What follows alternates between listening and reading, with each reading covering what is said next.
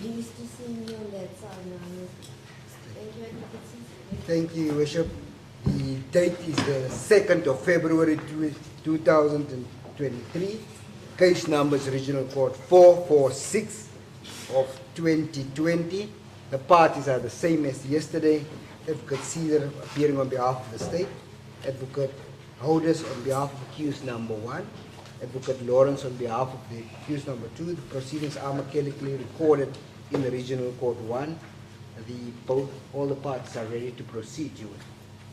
Thank you. Charge sheet, please.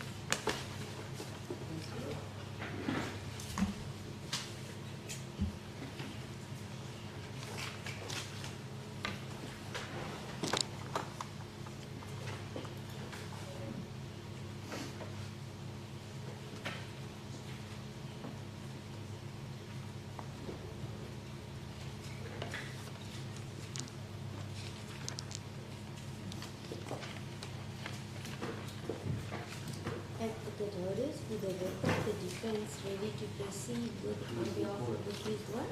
Please the court, Your Worship. I act for accused number 1, told my benefit, my name is Lawrence Holders. I act for accused number 1, the representative of accused number 2 is Advocate Lawrence. It's Shane Matthews. My apologies, Your Worship.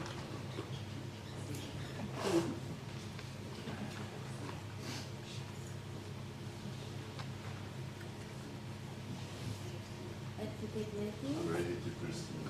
Thank you.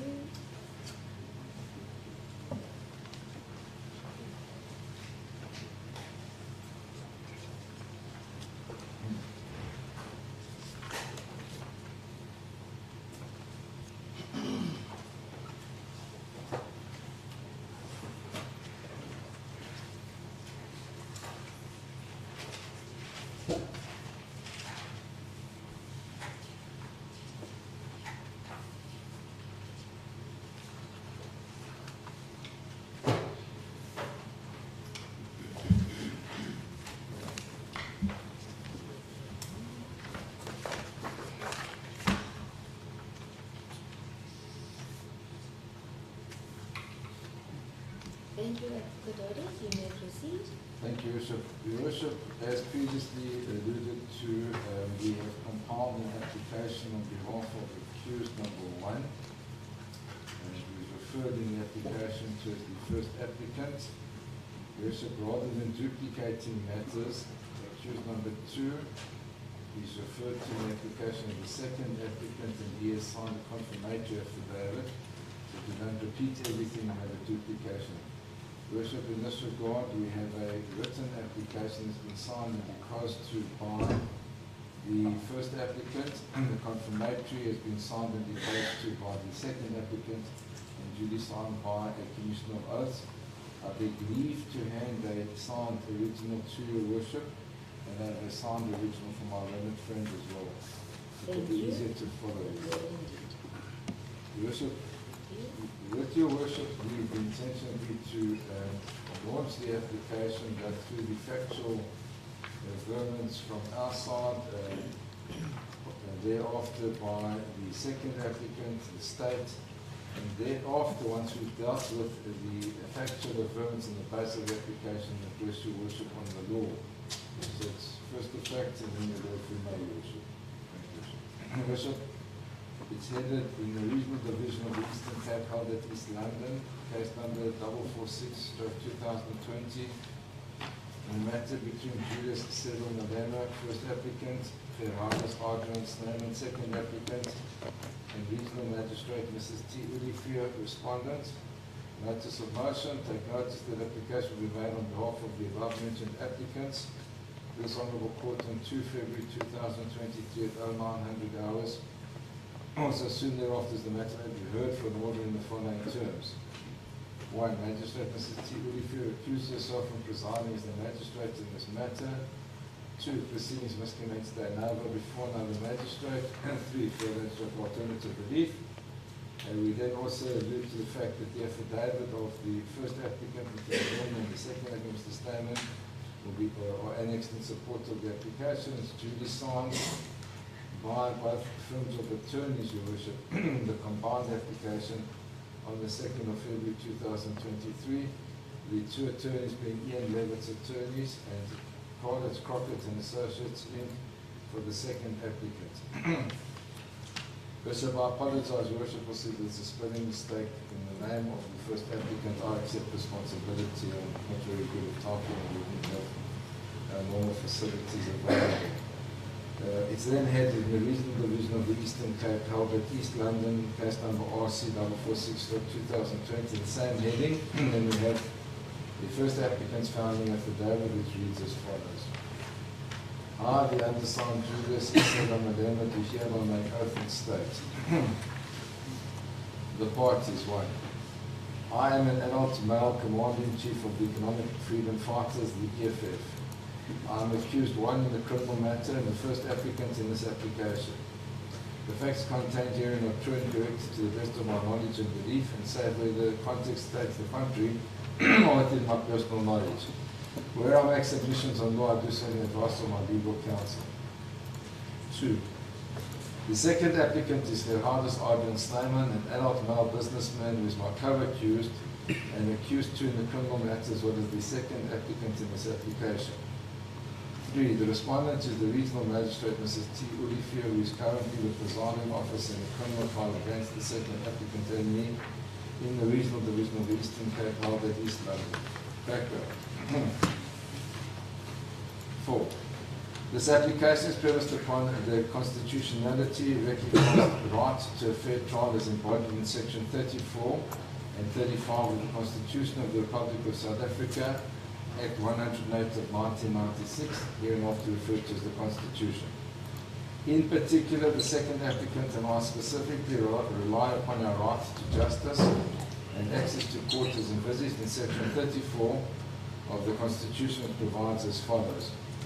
Access to courts. Everyone has the right to have any dispute that can be resolved by the application of law, decided in a fair public hearing before a court, or where appropriate, another independent and impartial tribunal or forum.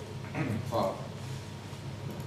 The charges against me relate to an incident that is alleged to have occurred in this Honourable Court's jurisdiction on 28 July 2018 when we were celebrating the EFF's 5th birthday. 6. The second applicant and I were summoned to appear before this Honourable Court on 27 November 2019. We did so and were subsequently released on warning. 7. Thereafter, there were several postponements until the matter eventually proceeded to trial before the respondent. I pleaded not guilty to the charges on 1 March 2022 and put the state to the proof of the allegations against me. Our right to do so is also recognized in Section 35 of the Constitution. 8. The second applicant also pleaded not guilty on that day, but submitted a detailed explanation of his plea in terms of Section 115 of the Criminal Procedure Act, 51 of 1977. 9. The state thereafter commenced by leading the evidence of 9 witnesses, the last of which was Colonel Mapadleka. Once he had completed his evidence in chief, cross-examination and re-examination, the respondent reserved unto herself the right to question this witness so as to avoid having to call him in terms of Section 186 of the Criminal Procedure Act when the trial continued. 10. The matter then recommenced on 30 January 2023. That day, the respondent then asked if my co-accused counsel had completed his cross-examination of Colonel Mapadleka. He confirmed that he had. The respondent then asked the prosecutor whether he had any re-examination. He then stated that he also completed his re-examination. The second applicant's counsel then advised the respondent that all questioning had been completed, but for the respondent's possible questions to clarify issues. The respondent then had regard to a note and stated that she did not have any questions for this witness and consequently excused him. 11. Thereafter, the prosecutor sought to introduce and play video evidence in court. This was opposed by the second applicants and my counsel, which in turn resulted in legal argument being presented concerning the admissibility of video evidence. 12. The respondent subsequently ruled that the video evidence was real evidence and could be played before her without the need for a trial within a trial. The prosecutor then commenced to present the evidence of what he referred to as the gear house witnesses with the view to playing the video evidence in court. 30. The first Gearhouse witness was Mr. Sibusiso, Professor Nkobo. He presented evidence concerning two portions of video footage that had been in the possession of Gearhouse, but which he had not personally captured. He was then asked to look at a third footage, the source of which was unknown. Once his evidence in chief had been completed, cross-examination took place and he was then re-examined. 40. Thereafter, the respondent requested the third video footage to be shown to this witness, despite the fact that the witness had testified that this footage did not emanate from Gearhouse. She then asked him whether he had seen anybody that was familiar to him. He replied that he had and identified me. She then asked him whether there was anybody else, save for me, that he could identify on his footage. He then replied that there were other people that he did not know. She then again asked him whether anybody else had caught his attention. He replied in the negative. She then repeated the question asked, not at all. The witness confirmed that he could not identify anyone else. 50.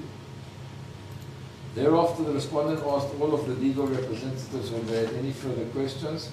The prosecutor and my counsel had no questions, but the second applicant's counsel put to the witness that the third video was not his company's video, and he could not even say whether it was from the day in question. He agreed with this contention. The respondent then commented that that had been established. 16. This question by the respondent cannot, in my respectful submission, be considered to have been required to clarify any particular point. The focus of the questioning undoubtedly was to get the witness to identify the second applicant and me on the third video footage, the source of which was clearly unknown. 17. My submissions in this regard are fortified by that witness's previous responses to questions by the prosecutor when he asked the witness whether he knew the second applicant, and he had replied in the negative. He had also asked whether he had seen him on 28 July 2018, to which he answered in the affirmative. However, when asked where he had seen him, he had answered that he could not be precise as he was busy working. There can thus be no doubt that at the very least, the perception created by the respondent's questions in this regard was that she was attempting to assist the prosecutor and not clarify anything. 18. The second Gearhouse witness was Mr. Ashley Singh, a branch manager. He had not even been present at the event on 28 July 2018. He had merely been requested by the investigating officer, Brigadier Governor, to hand over the video footage, including that which was contained in the first and second videos that had been played in open court. Once his examination in chief, cross-examination and re-examination were completed, the respondent once again posed questions to him under the guise of obtaining clarification. 19. Her questions related to the theft of the laptop which was no longer available, and she in particular queried its ownership and upon what basis he could say that the actual laptop that had been stolen was the one that had been used to record the footage in these two video clips. He then said that they had identified it by virtue of its serial number. The respondent then asked him who were Nkobo and Kwata. He replied that they were one and the same. She then asked him if he still had the hard drive in his possession. He replied in the affirmative. She then asked him whether he was still employed at Deere Company, to which he also replied in the affirmative. 20. And the respondent then of own accord asked him whether coming to court had affected his company.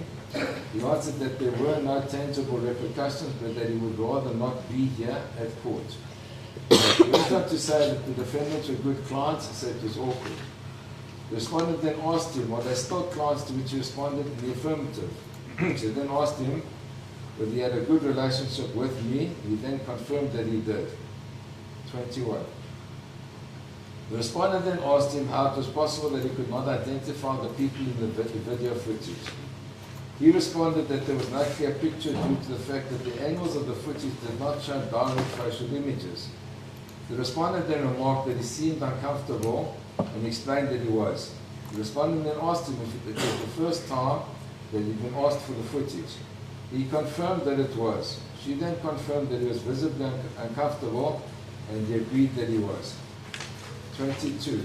The respondent then asked him what had been his motivation for seeking legal advice before providing the video footage to the investigating officer.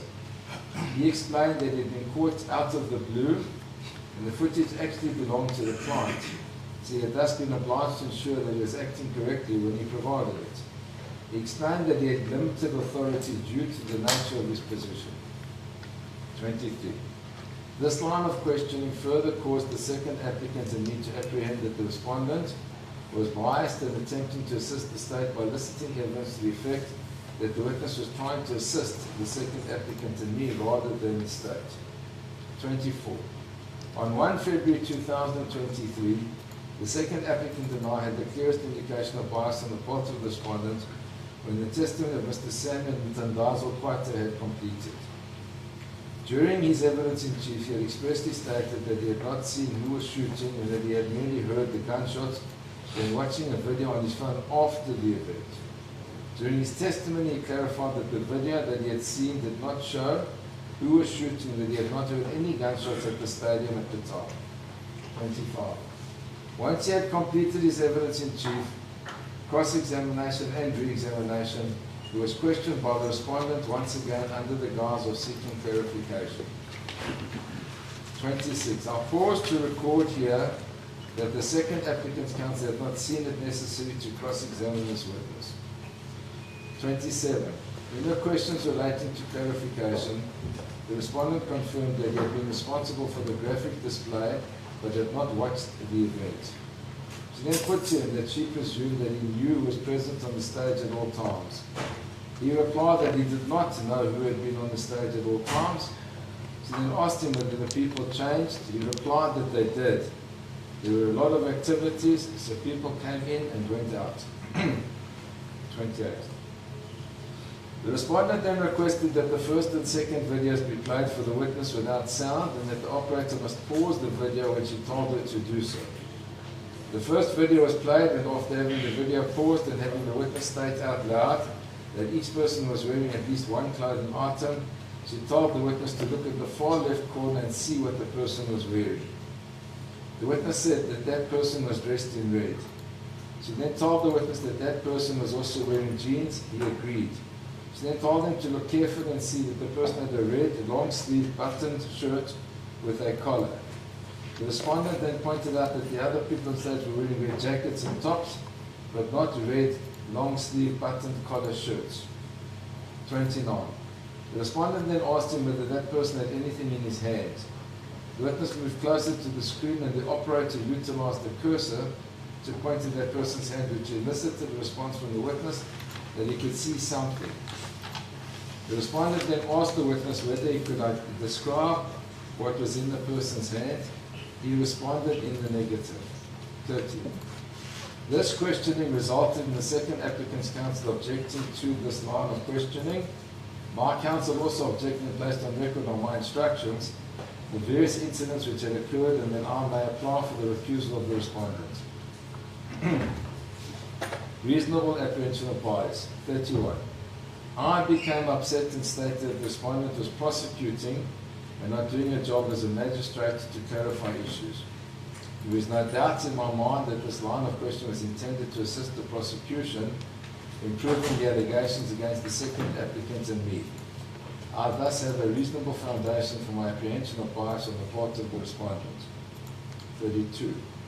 The respondent attempted to explain that she did not overstep her authority. My counsel then requested a short adjournment. The prosecutor approached my counsel and requested that regardless of what action we decide to take, we complete the evidence of the current witness. My counsel then placed this on record.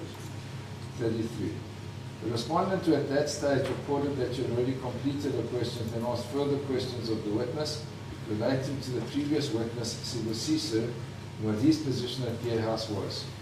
She then also asked the witness what his position and responsibility at Gear House entailed. Thereafter, she asked whether he had checked all the equipment and whether anybody had reported any problems. 34. Subsequently, my counsel put to the witness that prior to the respondent's questioning, he had not noticed the red long-sleeve buttoned collar shirt, whether that person had anything in his hand, and had not known which people had been on stage. He conceded that this had been the case. 35. During the course of the exchange between the respondent and the witness, the respondent put certain things to him to which he had responded, "If you say so." 36. It was very clear to all present that the respondent was attempting to get the witness to identify either the second applicant or me on the relevant video clip. It is further evident that she had taken a stance that was not in my co-accused and my favour, but clearly aligned to that of the state. 37.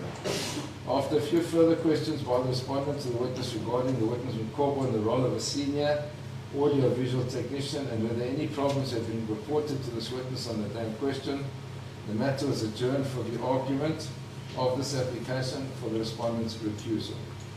38.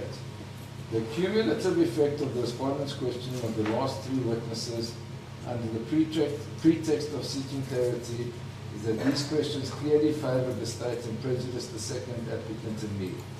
There can be no doubt that these questions were aimed at bolstering the state's case against us. We thus have a reasonable apprehension of bias and do not believe that we will receive a fair trial before the respondent. 39. When these events took place in court, members of the gallery also expressed similar views and were quite vociferous in claiming that the respondent is prosecuting, if not persecuting us. Submissions. 40. I've been advised to and respectfully submit that the established principle in our higher courts is the effect that the second applicant and I are required to establish a factual basis for a reasonable apprehension of bias. 41. Due regard being had to the respondent's conduct as detailed above, I have no doubt that all of the questions posed by the respondent were not aimed at seeking clarity, but rather to assist the state and to fix or bolster its case against us. 42. Further legal argument will be addressed to this Honourable Court in this regard on our behalf, but I have been advised to and respectfully submit that the most recent decision by the Honourable Justice Kun in the matter of the State versus Jacob Gekiza, Zuma and TAL South Africa Proprietary Limited deals in great detail the legal principles to be applied and what to be followed in this regard. 43. I specifically refer in this regard to the legal principles applicable to such an application that are set out in paragraphs 22 to 49 of that judgment, which end with the following, quote, "The question is whether the alleged manifestations of bias, viewed either singly or collectively, would give rise to a reasonable apprehension of bias on the part of a reasonable, objective and informed person.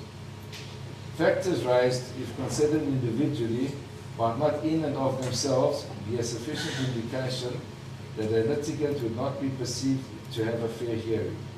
But taken cumulatively, the complaint that it is reasonably apprehended that the judge will not bring an open and impartial mind to bear on the adjudication of the matter might be justified." 44. Finally, Kun J referred to the leading South African commentaries on criminal procedure in paragraph 83 and held that, quote, "The integrity of the judicial process must be protected against any reasonable taint of suspicion so that the public and litigants may have the highest confidence in the integrity and fairness of the courts." 45. I therefore, on behalf of the second applicant and myself, having been duly authorized to do so, pray for the relief sought in the notice of motion annexed here 2. It's then signed by the deponent, the first accused and first applicant, on the 2nd of February 2023 at East London, he having duly taken the oath.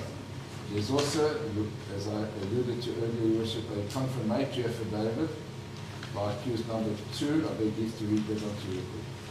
It has the same heading, Your Worship, in the second applicant's confirmatory affidavit. I, the undersigned, Gerhardus Adrian Snyman, do hereby make oath and state. 1. I'm an adult male businessman currently employed as General Manager at Tactical Security Services, CIC. 2. I am the accused 2 in the criminal matter and the second applicant in the application for the respondent to accuse herself from presiding over the criminal matter. 3. The facts contained herein are true and correct and fall within my personal knowledge. 4. I've read the affidavit of the first applicant and confirmed the contents thereof insofar as they pertain to and will refer to me. 5. I specifically refer to the undeniable fact that it is obvious that the respondent's questions are not aimed at clarification, but rather at attempting to have the relevant witness identify me. 6. Additionally, the fact that the video in question was not created by Gearhouse means the respondent was using this witness to attempt to identify me as being the person in the video. The fact that he had no knowledge of that video and did not know where or when it had been created or by whom means that her questions were inappropriate and solely intended to bolster the state's case against me in particular. 7. I accordingly ask that the relief prayed for, the notice of motion to which this my confirmatory affidavit is fixed, be granted as prayed. It's then signed by that department as well. Also on the 2nd of February 2023, having duly taken an oath which was signed by the Magistrates. That's the factual basis, Worship, that's before your Worship. As I alluded to earlier, I would like to request your Worship at the later stage on the law.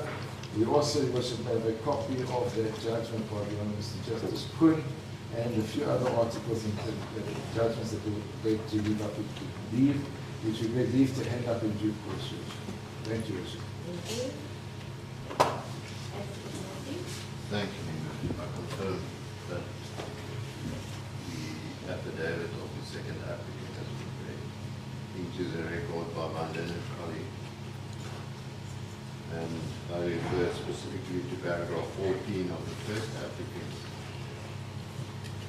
affidavit as reiterated in paragraph 6 of the second applicant's affidavit. While we are dealing with the grounds of this application, I expect the following question. We are all aware that the proceedings in this court are being recorded, and that therefore it's not difficult for us to obtain a true version of exactly what was said and what was not said.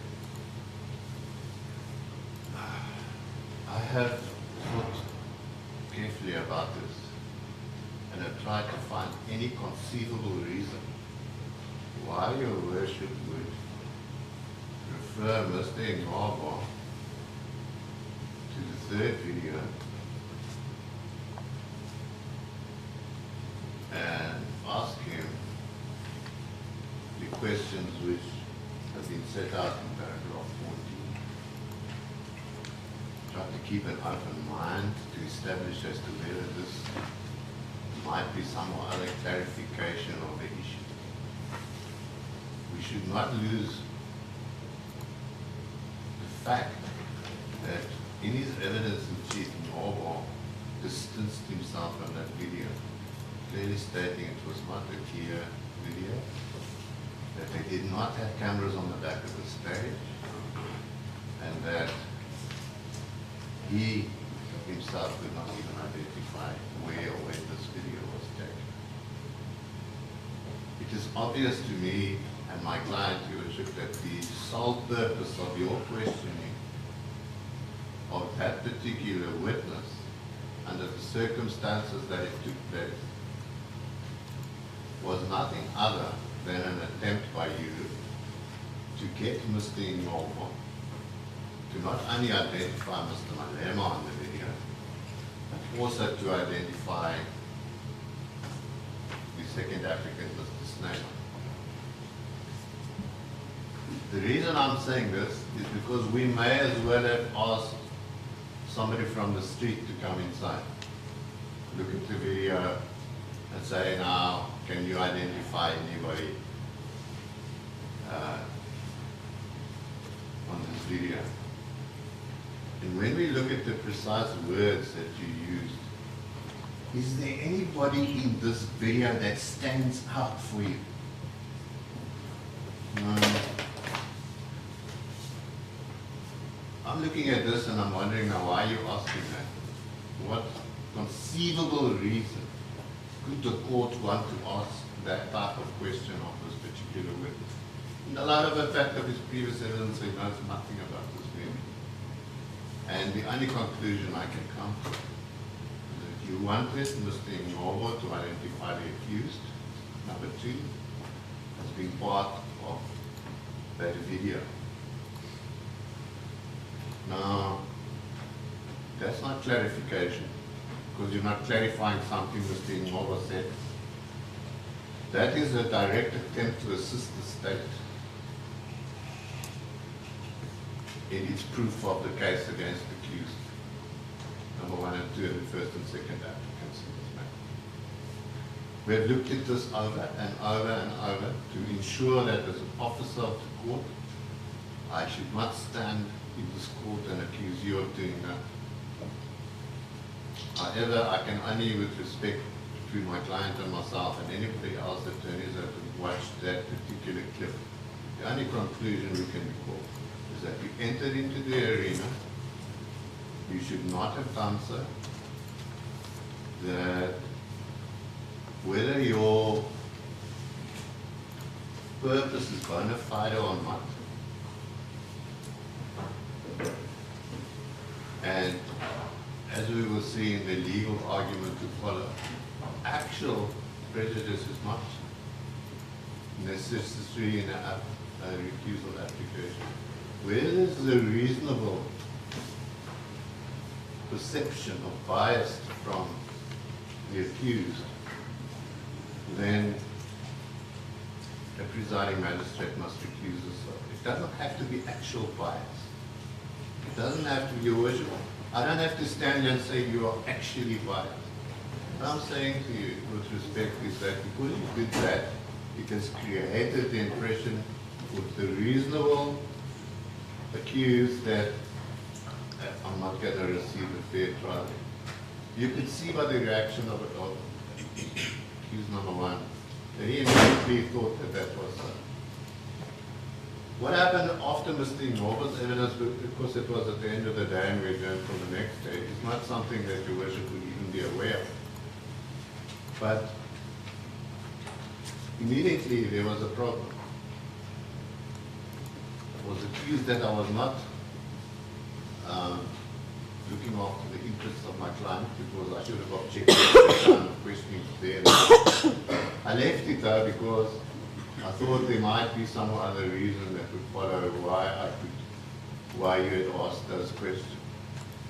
But even, as I said, Your Worship, even if you were bona fide in asking those questions, it has created a reasonable apprehension that you're not going to be impartial in this particular matter. We must never forget, Your Worship, that the legal system, justice system, play a very important role in enforcing legislation and other aspects in our darkest days. There is a suspicion among many people of the judicial system. It is very, very important. And we see ourselves as the last bastion of hope in this country, that we can impartially and without prejudice to any person because of who he is, what he is, what color he is, we will apply the law perfectly. And unfortunately, my lady, when this happens, something of this nature, the perception is created, many perceptions are created. And without saying directly that you are biased, I submit that these factors have created the impression that you are biased. And would ask my lady to recuse herself from this matter. There's no prejudice to the state. If they wish to again proceed with the matter, they can do so. Thank you.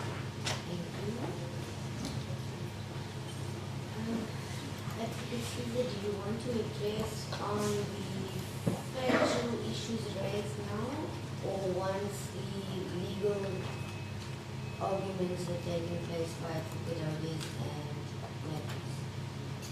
I will do once everything has been completed. I will, yes. Are you then ready to proceed? Yes, yes, yes. Thank you, Mr. Fukudalis. You may proceed.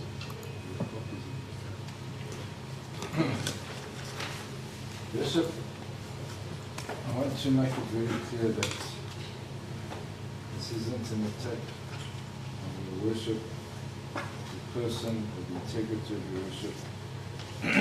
As my learned friend has stated, this is premised upon a reasonable apprehension of the bias on the part of the accused. Now, These applications, Your Worship, are the most difficult applications to bring. Whilst an application for leave to appeal might be seen as an attack on the confidence of a judicial officer, these applications are often perceived to be an attack on the competence of the presiding officer. This is not the case here, Your Worship, and I make that very clear. It's definitely not, Your Worship. And I say that on a personal and professional basis. Your Worship, the case law dates back centuries, but I'm going to just try to extract basic principles and try to come forward in time to as recently as a few days ago, as I already alluded to, the decision by Justice Kuhn. And there is also a very recent decision in this division, and they conclude differently, but they are distinguishable, and I'll make it very clear. So my starting point, Your Worship, would be the principle that was enunciated in the Transvaal Provincial Division decision in 1943, Slade versus Pretoria Revenge Board. It's reported at 1943 TPD 246 at page 252, where it states as follows: judges who are accused and submit to be accused did not necessarily admit that if they had to go on with the trial, they would do an injustice. That's the principle that I want to expand on as we go. So I'm not saying that Your Worship's continuation of this trial will result in an injustice. I am concentrating, Your Worship, on the perception that was created in the mind of the accused. And it's comparable, Your Worship, to the second case that I referred to, which is a reported case of 1996. It's a decision of Lynn and Mock versus Ned Travel. It's cited as Mock versus Ned Travel. Reported, Your Worship, as a decision of the Supreme Court of Appeal at 1996, volume 3 of the South African Law Reports, page 1. That involved a dispute, Your Worship, between an attorney by the name of Adam Levine and an acting judge by the name of Dennis Fahn. And the appellant there had gained the impression that she would not receive a fair trial because of the animosity between these legal practitioners and the further practitioner Sola.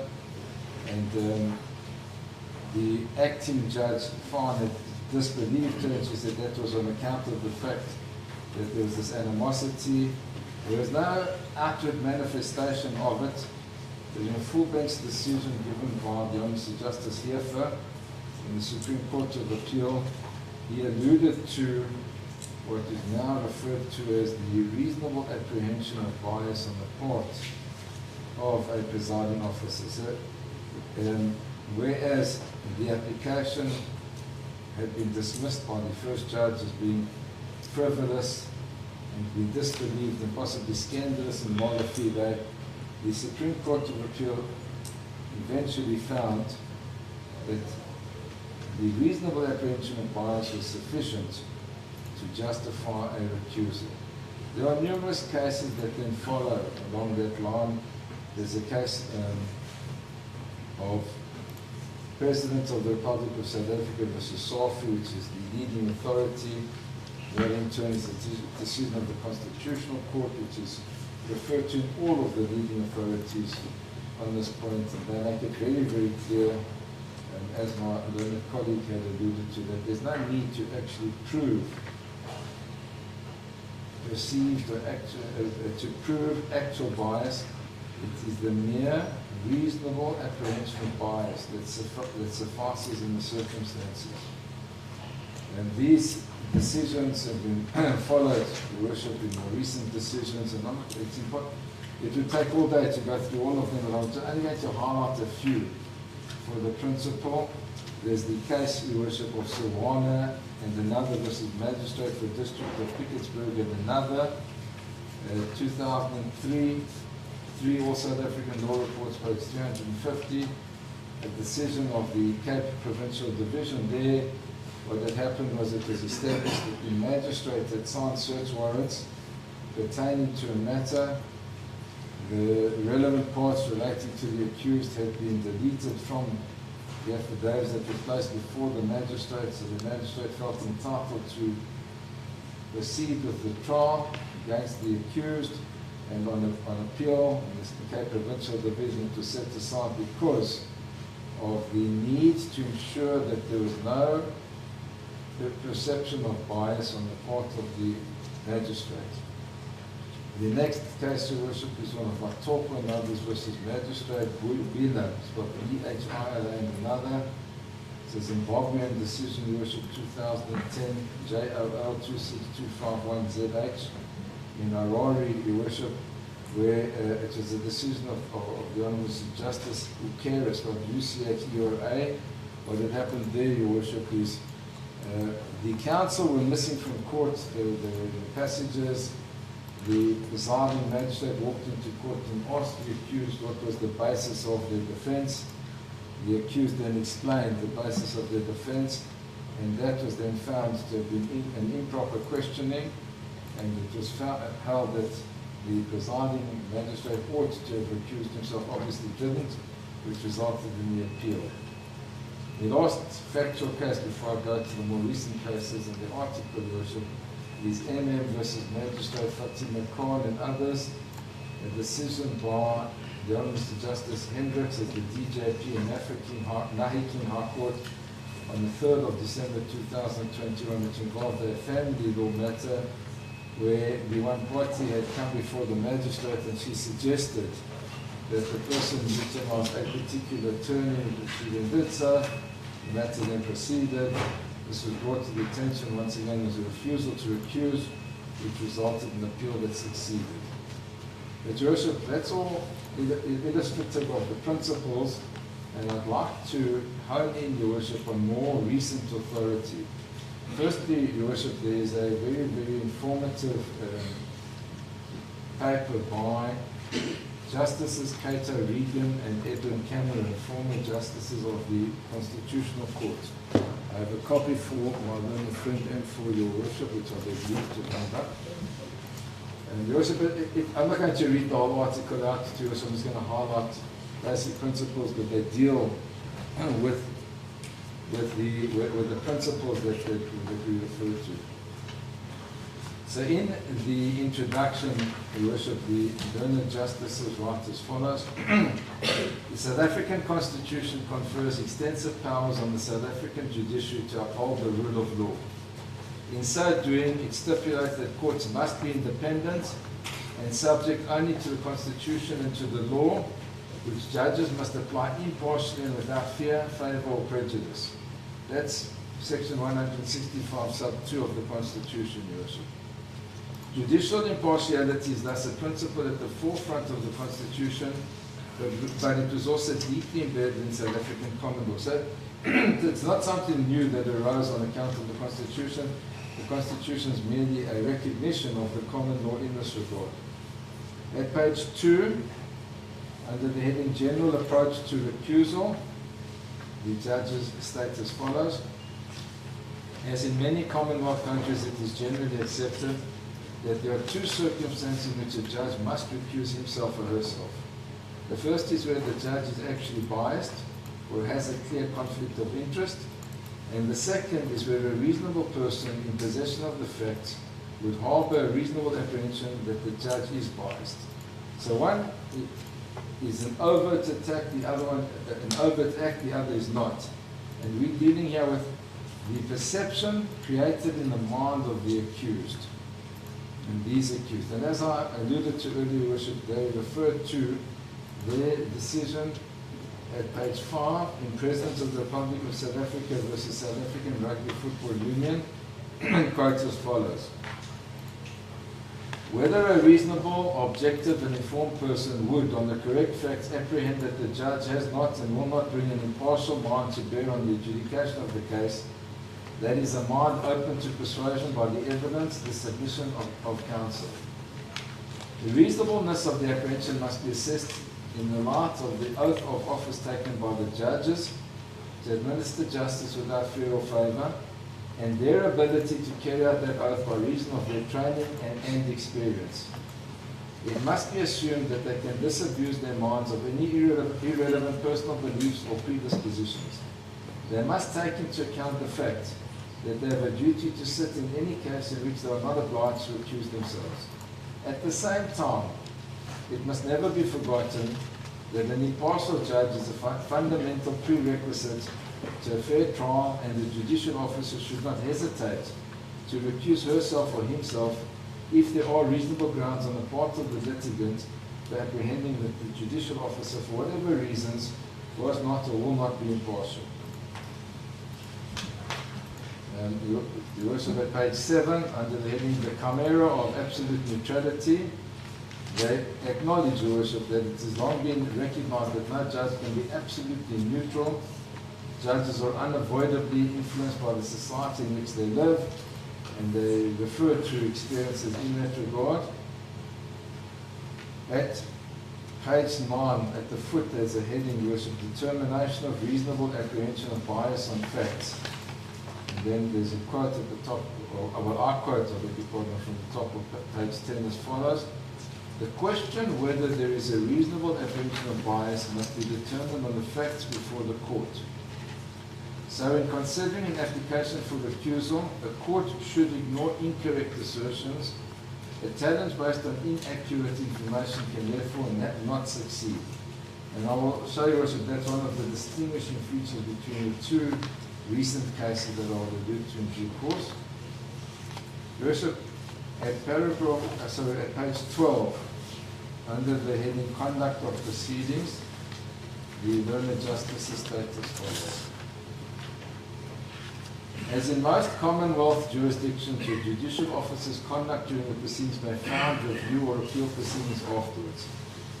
There is a close overlap here between the rules governing recusal and the constitutional right to a fair trial. The latter is entrenched in respect of civil trials in section 34. Everyone has the right to have any dispute that can be resolved by the application of court decide in a fair public hearing before a court or, where appropriate, another independent or impartial tribunal or forum. In respect of criminal trials in section 35 of the Constitution, rights of those arrested, detained, and accused. A judicial officer presiding over criminal proceedings is not merely an umpire, and the criminal proceedings are not a game. The judge is there to ensure that justice is done. Thus, as the Supreme Court of Appeal recently remarked, fairness of court proceedings requires of the trial to be actively involved in the management of the trial, to control the proceedings, to ensure that public and private resources are not wasted, to point out when evidence is irrelevant, and to refuse to listen to irrelevant evidence. A supine approach towards litigation by judicial officers is not justifiable either in terms of the fair trial requirement or in the context of resources. On the other hand, the learned authors continue, a judicial officer must strive to ensure that those involved in the trial perceive the conduct of the trial to be fair. These potentially countervailing requirements mean that a judicial officer must walk the thin dividing line between managing a trial and getting involved in the fray. There's a reference, as you also will see, to the Mark case that I've referred to at the foot of that page. But I then turn to page 14, Your Worship, where the learned authors state as follows.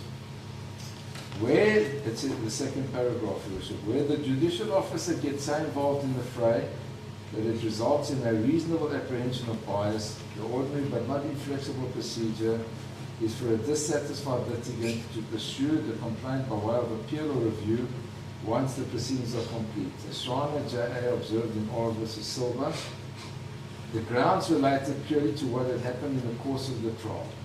Neither counsel has been able to find any reported case in which an application for recusal has been made in the course of the trial on the ground that the judicial officer has shown bias by his conduct of the proceedings. And this is not surprising, since the ordinary way of meeting any apparent bias shown by the court in its conduct of the proceedings would be by challenging his eventual decision in an appeal or review. And finally, Your Worship, the conclusion on page 17. The principle that judges must act impartially and without fear, favour or prejudice is foundational to South Africa's constitutional order.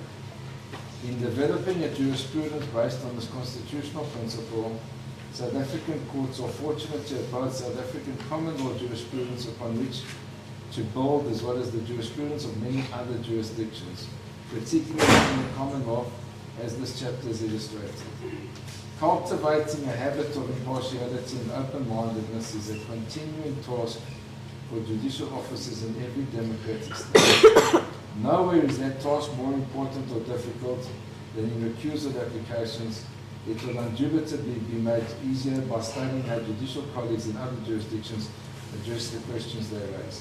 So, Your Worship, even they recognize how difficult the task is that we have at the moment, and that they go through the principles which are enlightened. The next decision, Your Worship, is the decision in this jurisdiction. It's a decision of the Eastern Cape High Court, sitting at Bishop, a decision of Mrs. Justice Stretch. I'll be relieved to hand a copy of that judgment to you. Follow this is the state. Yes, Your Worship. I do that. Your Worship. But I would, maybe I might, thank you. Your Worship, there, Your Worship, the issue was that the trial was being unreasonably delayed by the defense in what's been colloquially termed in South African parlance as the starting grade defense, and the judge had refused further postponements and wanted to go to trial. There was then a recusal that was premised upon 3 basic averments, and these are captured, Your Worship, at page 3 of the judgments as being the following. The first was that the presiding Judge Stretch had indicated in the presence of the applicant's newly appointed counsel and the prosecutor that she was not prepared to entertain any further applications for the trial to be adjourned. Secondly, that she had informed the applicant's attorney that she was not Kunjay, and that the applicant was not the former President Jacob Zuma, which is very ironic with what's now transpired and what I'm going to be referring to. And thirdly, that during the course of exchanges with accused two's attorney, was also moting for a delay in the commencement of the leading of evidence, pending representations which accused two was making to the Director of Public Prosecutions. She had said the following, and I need to just quote this, Your Worship. She said, "You know, Mr. Skumbi, what concerns me is this is a serious matter. You all know that it is a serious matter. The media here, they consider it to be a serious matter. It's been 8 months since the final indictment was served, and the accused are taking opportunity after opportunity to come up with last-minute excuses as to why the trial should not go on. Prima facie, I believe that this is a delaying tactic. I thought that to traverse this in my chambers this morning was to canvass this with one of your colleagues, and was told that there would then be an application for me to accuse myself. I don't know whether that is still going to be pursued, but the point is simply that this court cannot be seen to approbate and reprobate. It makes a mockery of the rule of law. It makes a mockery of the judicial system. It makes a mockery of President Mandela's funeral and corruption that apparently took place at that time. And I think people should start seeing this a little bit more seriously. And I'm not shouting at Mr. Skumbi, I'm speaking to everybody in this room.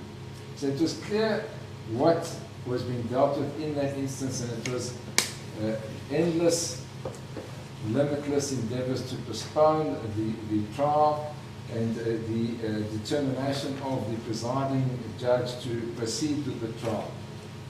She then gave a judgment where she also refers back to most of the cases that were referred to in all of the previous cases, but she makes it clear that where there's an apprehension of bias, it must be a reasonable one borne out by the facts. This is from paragraph 15 onwards, where she makes this very, very clear.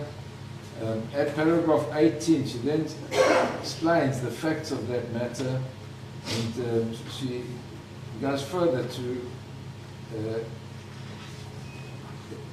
take issue with the manner in which they had proceeded, and this is in paragraph 18 where she says, "I must at the outset point out that the attorney who has deposed to the affidavit in support of the application, and the applicant himself has deposed to a brief statement headed confirmatory affidavit, did not accompany counsel when I was approached in chambers. Indeed, as the papers stand, there is no reliable evidence allowed before me as to what transpired in chambers." So it would seem, Your Worship, that what we normally regard as sacrosanct has been discussed in chambers on a professional and the basis of integrity was being alluded to by people that weren't even in the meeting. You know? One can understand that one takes issue with that type of an approach in open court. If we discuss something in chambers with your worship or anybody else, any other presiding officer, it's not for an attorney or a client who wasn't there to then refer to that in an affidavit, and it's obviously hearsay and unreliable. So then, your worship, as I said, the matter dealt with all the delays, set out a very detailed timeline, and in paragraph 20 on page 15, she states as follows. Having set out this timeline and having illustrated that this court has on a number of occasions, in the exercise of its discretion, bent over backwards to accommodate the applicant and his co-accused, I have some difficulty in understanding what basis the applicant's attorney, even if his evidence in this regard were to be admissible, can suggest that this court was not going to be persuaded any differently. So there's a clear, with respect, distinguishing feature to the worship. She made it clear, Justice Stretch, that she had bent over backwards to accommodate these people on previous occasions, as detailed in all of the events alluded to in the timeline. At 21, I'm now repeating myself, but she says that this is also not the end of the matter. It is the applicant himself who must allege and prove bias or perceived bias. And then she says that this would not be adequately dealt with in a confirmatory affidavit. And she also refers to the quote relating to Justice Kuhn at page 18, in that he had been very generous and devoted time and heard the dilatory delaying application. And at 26, paragraph 26, she refers to repeated applications, repeated adjournments, pending the outcome of repeated collateral issues, and we all know that this was in clear reference to the Stalingrad defense. And then she concludes in 35 that the application was not supported by the facts or by the context. Now we say, with respect to worship, that the facts in that matter are clearly distinguishable. It was prior to the trial commencing. There's also a decision by Justice Stretch in which he actually separated the trials. So one cannot, with respect, draw a parallel between that case and this case. We say the more appropriate case, Your Worship, is the more recent case that was alluded to there, but hadn't come into existence at that stage, of Justice Kuhn in the KwaZulu-Natal Pietermaritzburg Court. Your Worship, I'm just going to put a clip on it. I have a copy for Your Worship and for my Lord. Thank you.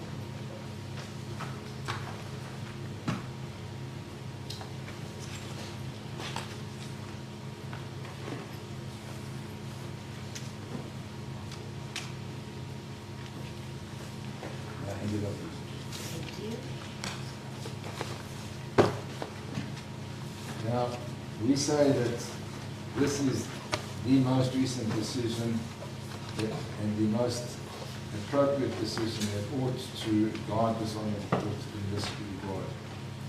Worship, it relates to the matter in which there was a Stalingrad defense that's been referred to by Justice Stretch, and then Mr. Justice Kuhn alludes to this at page 5, paragraph 12, where he says, I have for some time, following previous adjournments and the possibility of a private prosecution being launched, been concerned that certain conclusions and comments expressed in my previous judgments might require my recusal, specifically in the context of the ongoing constitutional imperative that Mr. Zuma must receive a fair trial.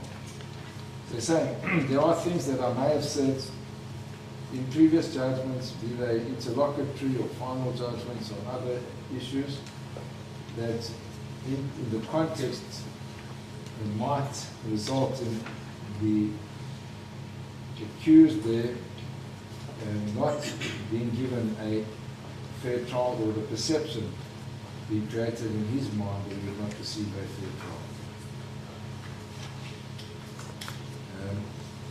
At paragraph 15, he refers to the grounds of the recusal, and on page 8, line 3, he says, the collective impact of my comments in the aforesaid respect should also not be ignored. So it's not just the one comment, it's a combination of comments that result in a collective impact, as is the case we submit in this instance, Your Worship, with all of the instances of questioners alluded to in the affidavit of our client.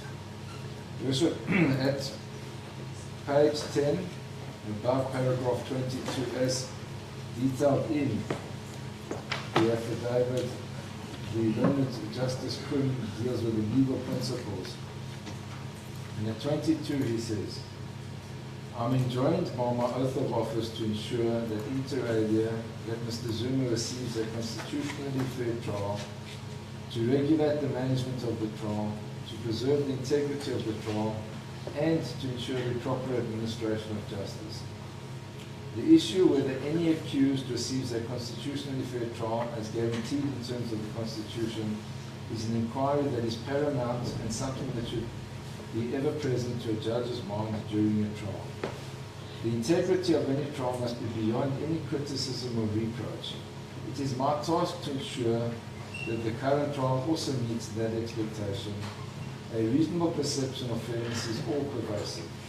So it's not whether you or I or any other party realize that you're doing something wrong. It's the fundamental, constitutionally recognized right of an accused person to reasonably perceive that the trial will be fair. 23. The broad considerations to be considered in a recusal include inter alia the following. A. The court must ensure that public confidence in the justice system is maintained and not eroded. B. Litigants should leave the court with the sense that they were given a fair opportunity to present their case, that they received a decision that is not only actually but also perceived to be fair, dispassionate, objective, and free of bias. 24. Full confidence in the judicial system is essential for the preservation of the rule of law, a vital component of our constitutional democracy. The rule against bias is anchored in the confidence which the public reposes in the judicial system. It reflects the fundamental principle of our Constitution that courts must not only be independent and impartial, but must be seen to be so. The requirement, if not explicit, then certainly implied in the Constitution.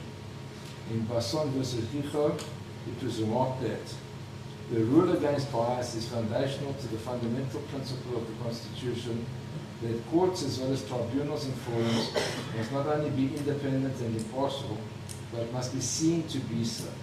The constitutional imperative of a fair public hearing is negated by the presence of bias or a reasonable apprehension of bias on the part of a judicial or presiding officer. And then they continue the quote from the Supreme Court of Appeal, but in paragraph 25 is stated as follows. Two very important aspects arise whenever the subject of recusal arises. The first is the presumption of judicial impartiality, which has been described as a cornerstone of our legal system, and the second is the test to be applied to determine the circumstances in which a recusal application should succeed or fail. In the final analysis, the question of recusal invariably turns on whether it is factually indicated. In 26, he refers to the Safu decision that I've referred to, and in the second last line, he draws from the quote as follows: at the same time, it must never be forgotten that an impartial judge is a fundamental prerequisite for fair trial, and the judicial officer should not hesitate to recuse herself or himself if there are reasonable grounds on the part of a litigant for apprehending that the judicial officer, for whatever reason, was not or will not be impartial. In 27, it goes through the grounds of recusal from the Safu matter and refers to Sakao versus Irvin and Johnson, and says there that amongst others, further require either a proof that the judge or B, an apprehension of bias on the part of the judicial officer, and whether such apprehension is that of a reasonable, objective or informed person based on the correct facts. 28. Our law does not insist on the proof of actual bias on the part of the judge. The appearance or a reasonable apprehension of bias, if proved, is enough to vitiate the proceedings. As has been said, the court will not inquire whether the judge did in fact favour one side unfairly. Where the allegation is reasonable apprehension, Pinochet number 2 held that where the impartiality of the judge is in question, the appearance of the matter is as important as the reality. Thus, it is no answer for the judge to say that he is in fact impartial, that he abided by a judicial oath, and there was a fair trial. The administration of justice must be preserved from any suspicion that a judge lacks independence or that he is not impartial. If there are grounds which would be sufficient to create in the mind of a reasonable man a doubt about the judge's impartiality, the inevitable result is that the judge is disqualified from taking any further part in the case. No further investigation is necessary, and any decisions he may have made cannot stand. He then goes through, Your Worship, in paragraph 30 to Article 13 of the Code of Judicial Conduct. It says that, not surprisingly, it likewise requires that a judge must recuse him or herself from a case if there is A, real or reasonably perceived conflict of interest, or B, reasonable suspicion of bias based upon objective facts, and shall not recuse him or herself on insubstantial grounds, and he adds his own emphasis. At the foot of paragraph 31 of the dealing with the facts, there he says the issue more correctly is purely whether there is a perception of a reasonable apprehension of bias arising from findings and views necessarily previously expressed by him. Then goes through the cases further. In paragraph 34 on page 16, he says, previous decisions are helpful to demonstrate the application of the principle, but ultimately every case turns on its own facts.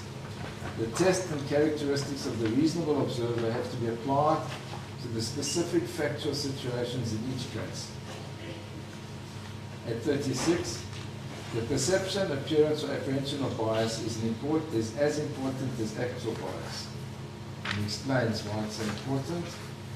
There's then a reference in 37 to the decision of Bernard versus Absa Bank Limited, which dealt with an apprehension of bias. He says, this case, it's a quote, this case concerns the apprehension of bias. The apprehension of bias may arise either from the association of interest that the judicial officer is one of the litigants before the court, or from the interest that the judicial officer has in the outcome of the case. Or it may arise from the conduct or utterances by a judicial officer prior to or during proceedings. In all these situations, the judicial officer must ordinarily recuse himself or herself.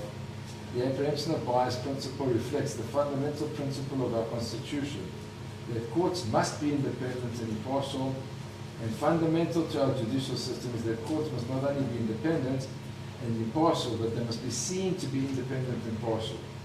There's then reference to the case of South African Human Rights Commission on behalf of South African Jewish Board of Deputies versus Masuku, which is also related to the principle of the alleged perception of bias, which is then quoted extensively, Your Worship.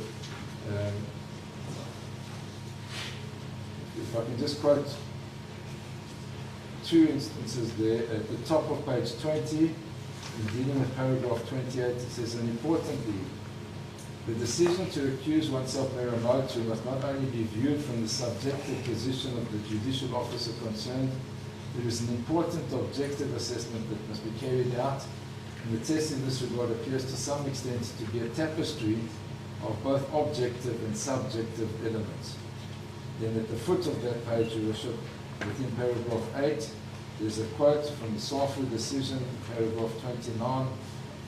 The question is whether a reasonable, objective, and informed person would, on the correct facts, reasonably apprehend that the judge has not or will not bring an impartial mind to bear on the adjudication of the case. That is a mind open to persuasion by the evidence and the submissions of counsel. The reasonableness of the apprehension must be assessed in the light of the oath of office taken by the judges to administer justice without fear or favour, and their ability to carry out that oath by reason of their training and experience. It must be assumed that they can disabuse their minds of any irrelevant personal beliefs or predispositions. They must take into account the fact that they have a duty to sit in any case in which they are not obliged to accuse themselves. Then, at paragraph 45 on page 23, referring to the case of Rex versus Barnsley County Borough Licensing Justices, ex parte Barnsley and District Licensed Victualers Association, Devlin, Lord Justice, in the judgment remarked as follows. Bias is or may be an unconscious thing, and a man may say that he was not actually biased and did not allow his interest to affect his mind, although nevertheless he may have allowed it unconsciously to do so. The matter must be determined upon the probabilities to be inferred from the circumstances in which the justices sit. Then, at paragraph 49 on page 25, starting at the end of line 3, he states, the question is whether the alleged manifestations of bias viewed, either singly or collectively, would give rise to a reasonable apprehension of bias on the part of a reasonable, objective, and informed person. Factors raised, if considered individually, might not in and of themselves be a sufficient indication that the litigant would not be perceived to have a fair hearing. But taken cumulatively, the complaint that it is reasonably apprehended that the judge will not bring an open and impartial mind to bear on the adjudication of the matter might be justified.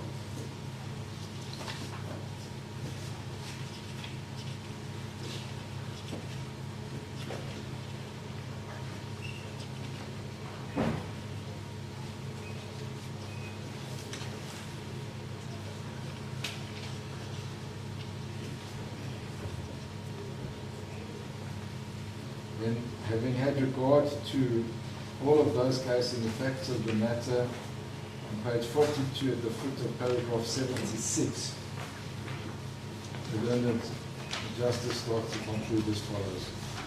Reasonably construed, my findings indicate that I favour a particular interpretation of these factual issues and point to a reasonable and inevitable apprehension that if they are presented again, they will be decided by me in a similar manner. So there he has asked questions and received answers and made findings in his judgments that cumulatively considered would result in his apprehension. And then ultimately in paragraph 79, I refer to the following at page 34. The correctness of the above findings, conclusions and comments, and hence whether they were justified is irrelevant. It is the fact that they were made and what, at an objective level, their effect on issues which have now arisen or are reasonably certain to arise will be apprehended to be.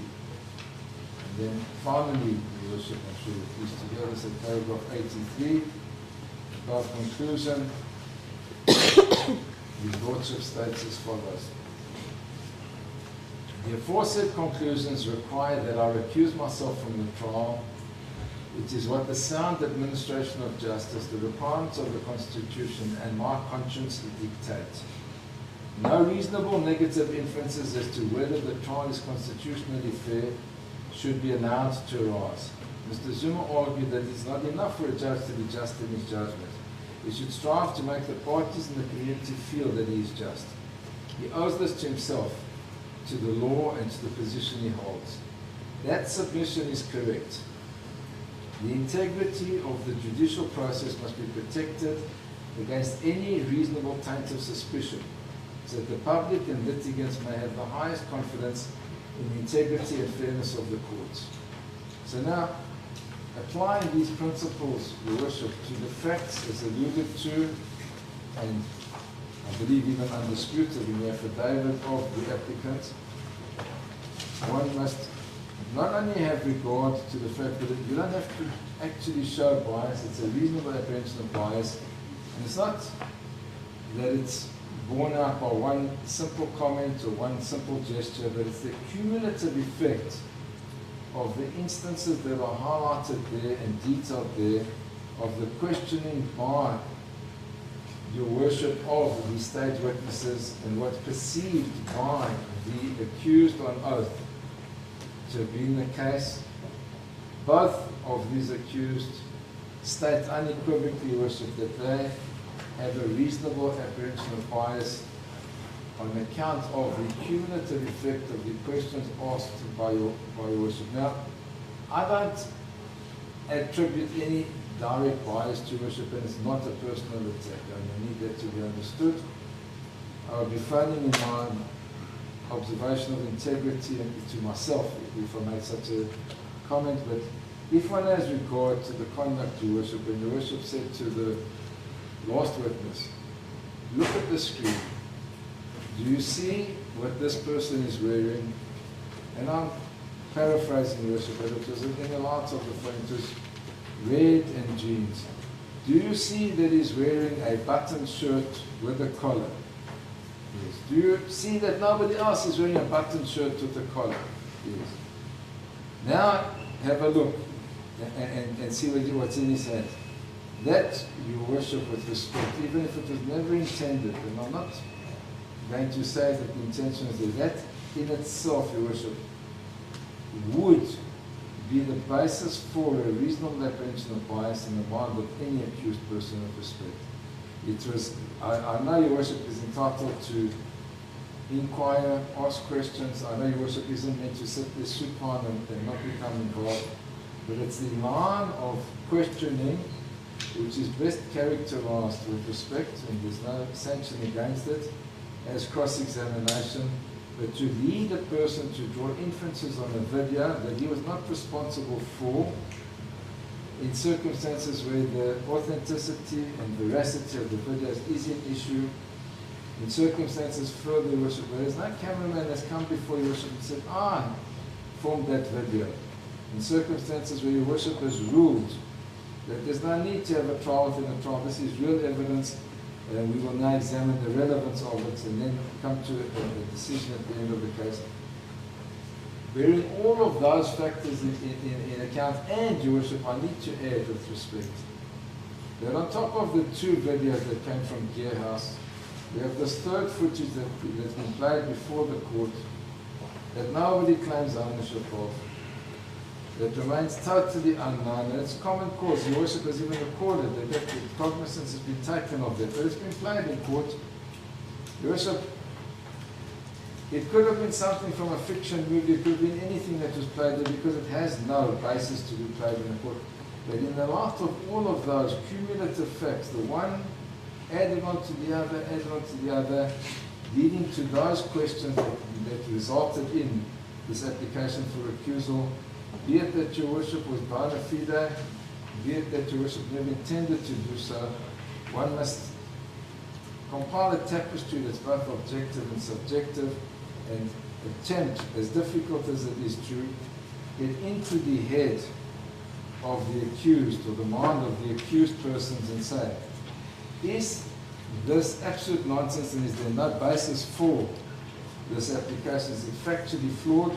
Or did these facts actually happen? Did these events take place? And did I possibly, unwittingly, create the perception in his mind that I am proving the state's case, to put it so to speak, or that I might be biased? Because all that is required in this very difficult application is a reasonable apprehension of bias. And your worship, the facts are there, they speak for themselves. I'm not attributing any mala fides to your worship, but it's just the cumulative effect of all of those circumstances taken together, which distinguishes this case from the decision of Justice Stretch, in that there it was, well, this might have happened in chambers, and this is my account of what was explained to me, and this is what was said, and ought never to have been repeated, but was repeated in papers, which in itself is deplorable. So I can understand the reaction of the justice to that. But when one has regard to facts that are played out here, only in open court, your worship, and one says, right, 3 videos, these sets of questions, let's look at them. And can it honestly be said, with respect, your worship, that those factors all taken together cumulatively could not possibly have caused a reasonable suspicion or apprehension of bias on my part. For me, with respect to Worship, the answer has to be that one must err on the side of caution in this regard and not attempt to wish away the facts or push away the facts with a view to proceeding with a trial that will thereafter, in my respectful view, be tainted and with respect being the administration of justice into disrepute. I have no further address, Your Worship, unless the court wishes to do anything in particular.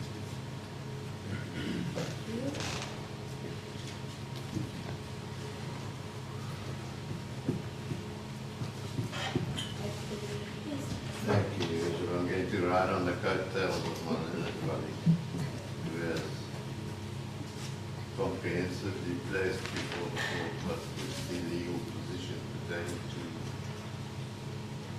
this aspect. We are fortunate that we have a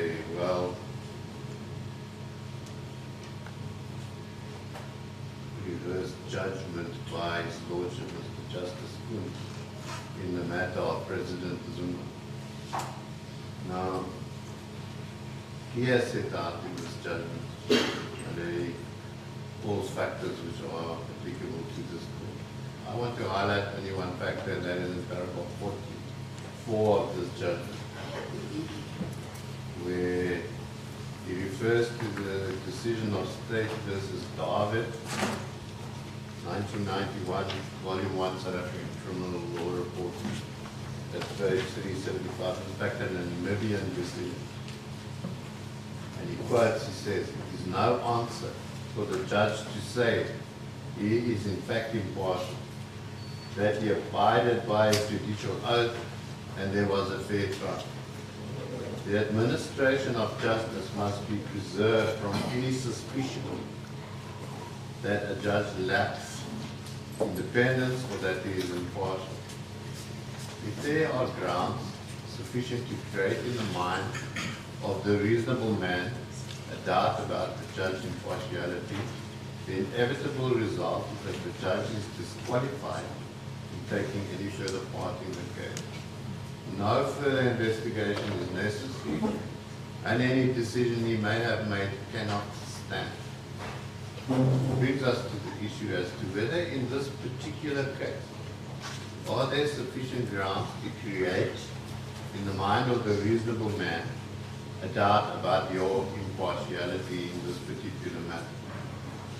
I have already referred to the showing of the third clip video and the questioning between Your Worship and the witness in Marble. And I've indicated to Your Worship that after careful consideration, neither my client or I can come to the conclusion that the only reason you did that was to bolster the state's case in having him identify Mr. Snake on that video. We know that the identification of a person on the video is crucial for the state's case. And therefore it is a crucial element in the whole aspect. And the prosecutor, when leading the witness of that, leading the evidence of that witness, quite correctly didn't go to that. If he had, I would have suggested that maybe you were clarifying something, but he didn't. And we, with respect, cannot find any reason to conclude that this was clarification in any manner whatsoever, that it was simply there to bolster the state's case. And if I may refer also to the second instance, the first two videos, where you addressed the witness as to the dress of a certain person on the statue, by all intents and purposes, was the first accused. You then shifted the first accused from the position he was holding in the middle of the stage to the person who was standing on the edge of the stage. Again, insisting that the witness confirmed that the person now standing on the edge of the stage was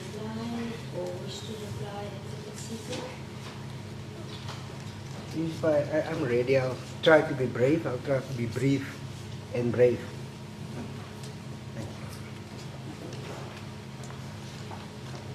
You just want to like to notify, if the court will allow me, just speak about the personal experience I had when I attended my pupillage.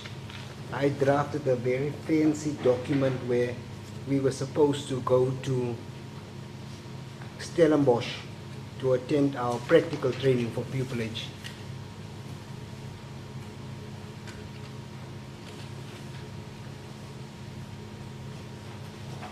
Arriving there, we were put into different groups. I ended up with a Hong Kong group, and we had this person there to check my fancy document, and he just scratched through it in front of me. I felt like slapping him at the time. But while I was doing it, he was just saying legalese, legalese. Why don't you simplify your argument?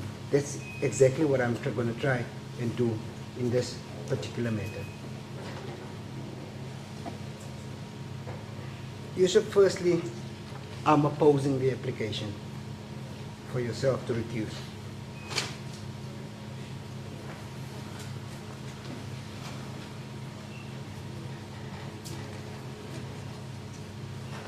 Just on face value of the notice of motion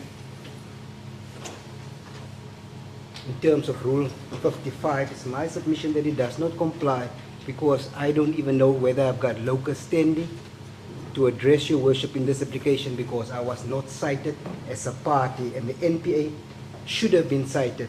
The Director of Public Prosecutions should have been cited, as we have a direct interest in the outcome of this particular matter.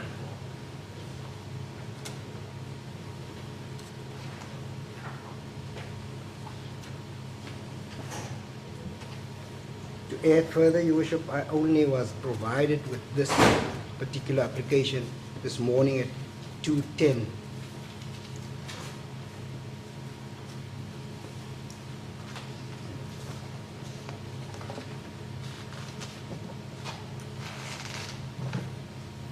Yes, the application is that you recuse yourself. I'm of the view, and it's state submission, that it would not be in the interest of justice that this be done.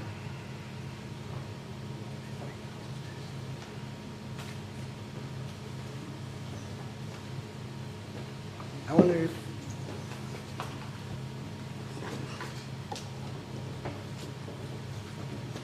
if there's no proper grounds placed before Your Worship. If I can cite the case, I'm going to give my learned colleagues the case.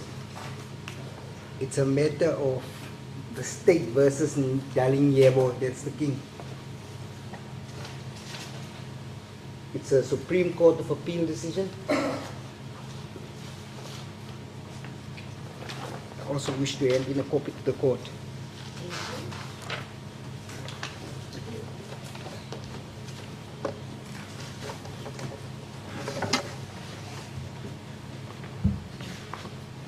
I want to cite it. It's State versus Dalindyebo.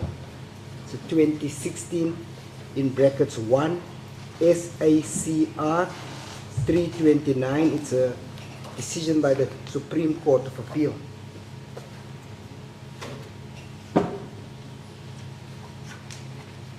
They had to also deal with a particular matter where the king, Dalindyebo, have requested the judge, presiding judge, to, I think it's Elkama, my memory serves me correctly, to recuse himself.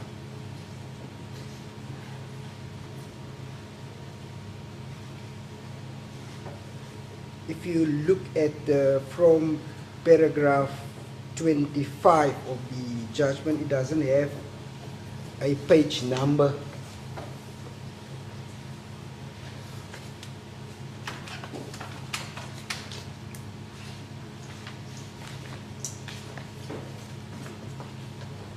The heading of is the complaint that the trial judge unjustifiably descended into the arena, rendering the trial unfair.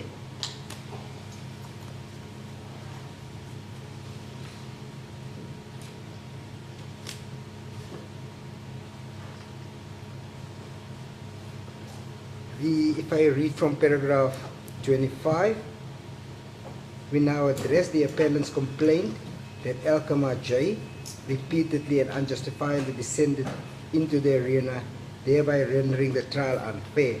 It's referred to in State versus Raw, 1982, in brackets 1, SA, I must get some glasses, 8, 28, Appellate Division, at page 831, JA. The court said the following. Did you, is your worship there? Yes.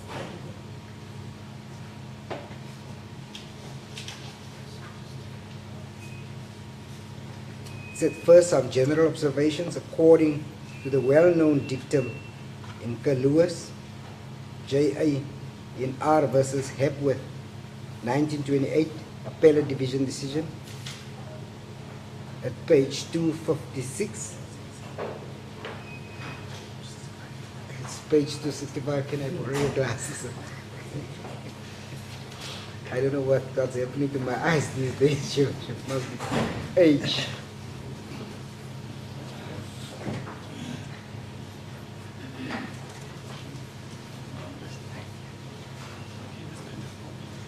According to the well-known dictum, and if I quote, a criminal trial is not a game.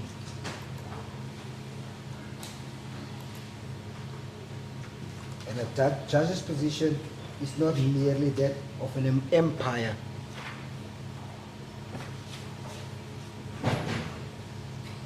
It's not of an empire to see that the rules of the game are observed by both sides. A judge is an administrator of justice. He is not merely a figurehead. He has not only to direct and control the proceedings according to recognized rules and of procedures, but to see that justice is done.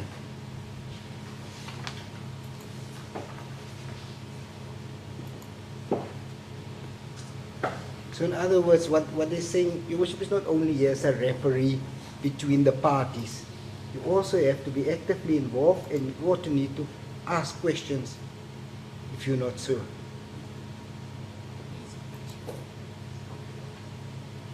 You should not deprive yourself of the advantage of calm and dispassionate observation. If you continue down there, you should, the judge is therefore entitled to often oblige in the interest of justice to put such additional questions to witnesses, including the accused, as seemed to him desirable in order to elicit or elucidate the truth more fully in respect of relevant aspects of the case.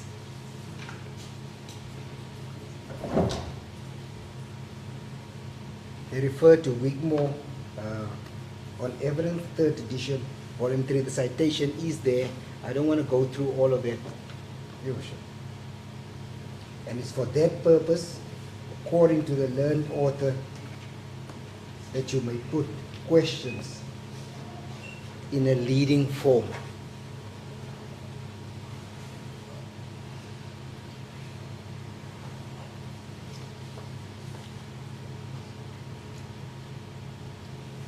It says simply because the reason for the provision of leading questions, there's no application to the relation between the judge and the witness.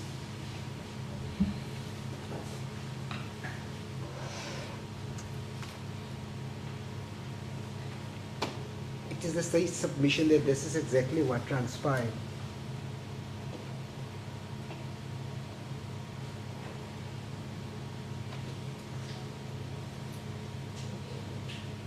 There the learned author differentiate the relation from one between the counsel and that between the witness and cause.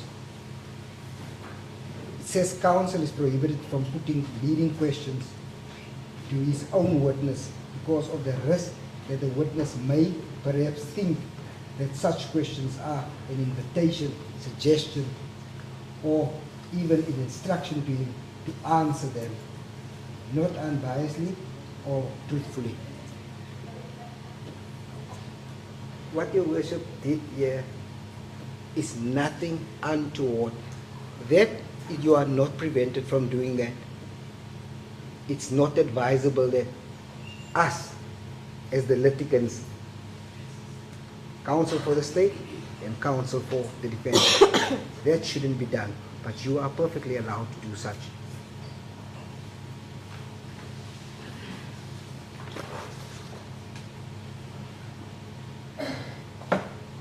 Bishop, the judgment go on and on and on.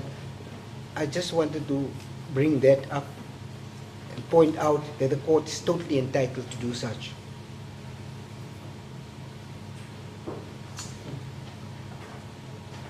Bishop, if I can go to the factual issues briefly.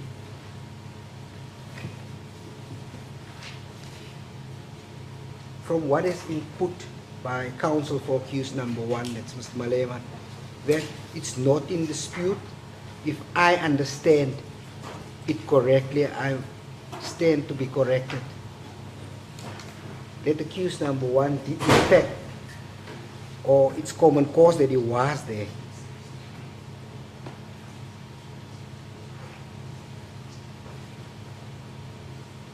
Also appears to be common cause that accused number two was also present on the date relating to the incident.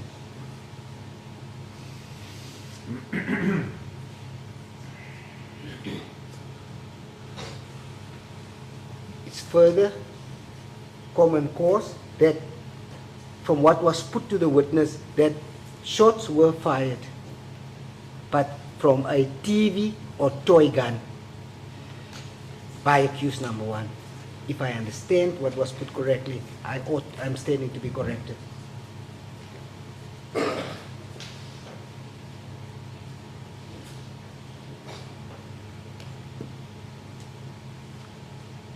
If that is the case, the only issue that ought to be decided at the end of this trial is whether that indeed was a real firearm. The crux of this case is whether it was a real firearm or whether it was indeed a toy or TV firearm. That's the crux of the case.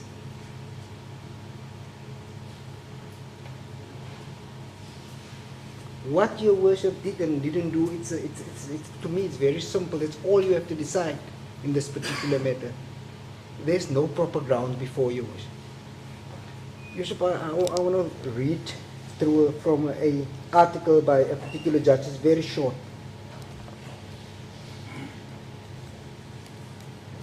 My laptop is just locked. Where in the High Court of Gauteng Local Division in Johannesburg, it's a case number SS 40 of 2006 in the matter of Bennett Susan Hillary. It's Susan Hillary Bennett, but it's said the way it's Bennett Susan Hillary. And the second, that was the first applicant referred to in accused as the accused number two. The second applicant, it's Porritt Gary Patrick. So it should be the other way around. Gary Patrick Porritt is the second applicant. He was or she was accused number two in that matter. Where the judge spoke, Jay gave a very brief judgment on a recusal application. He said both the Constitutional Court and the Supreme Court of Appeal honed the legal requirements down to include at least a double reasonable test based on a consideration of the correct facts.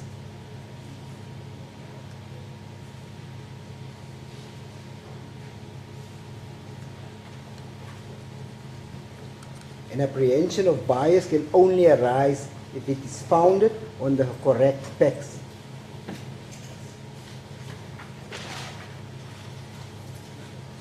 In other words, if a factual foundation is wanting, then the apprehension is misplaced, that will end the inquiry.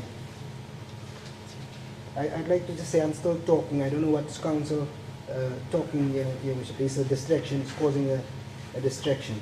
Bishop, I'm correcting my turn on something slightly unrelated. I'm looking to disturb and apologize for this.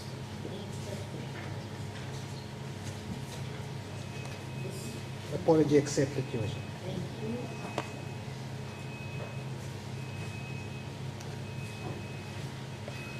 The judge remarked that there's also in the recusal application, there's responsibilities on legal representatives.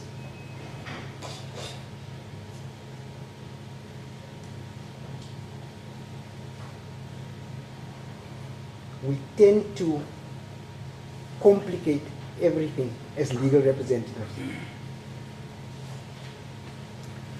If you go to the public now and go ask them about what they think about lawyers, the answer you would not like, because we complicate everything. There's more and more recusal applications are brought as a tactical device or simply because the litigant does not like the outcome of an interim order made during the course of the trial.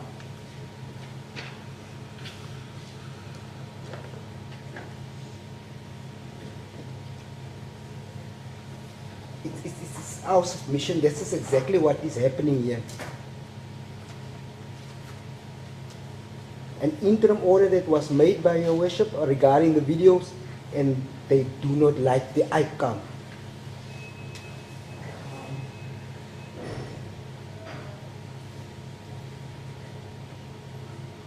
The lack of discernment with which recusal applications are being launched or threatened is a cause of concern.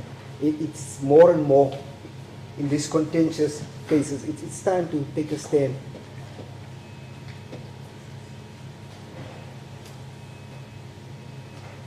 Your Worship, the recusal of a presiding officer, whether it's a magistrate or a judge, should not become standard equipment in a litigant's arsenal, but should be exercised with its true intended objective,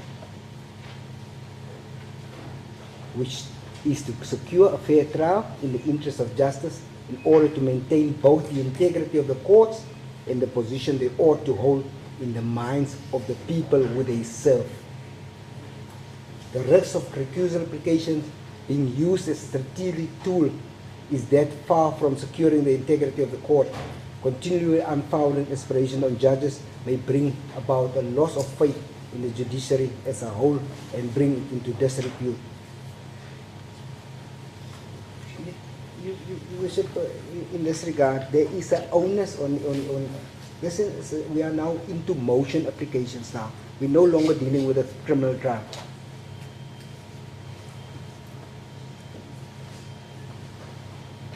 Rule 55 in the Magistrates Court rules is applicable here. We're dealing with applications. He who alleges must prove.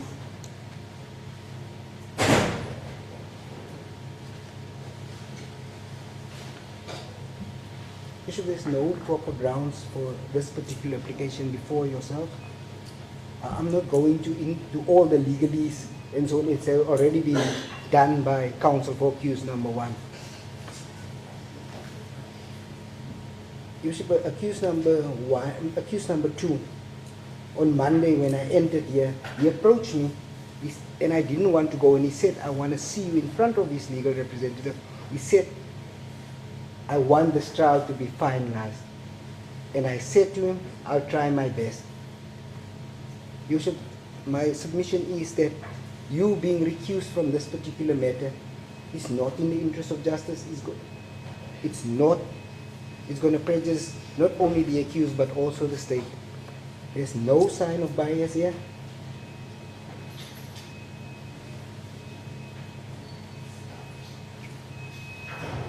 Even if there was, there's sufficient safeguards in the Criminal Procedure Act. If I refer to, if there was alluded to by accused number 1, what I would suggest, Your Worship, or what my submission is that counsel ought to have brought an application to make a special entry with regard to this. issue, or they've got review or appeal as remedies.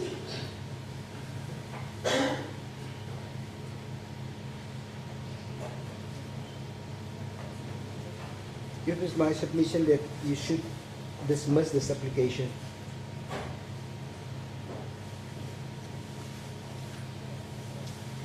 Anxiety on the part of the accused is not sufficient grounds.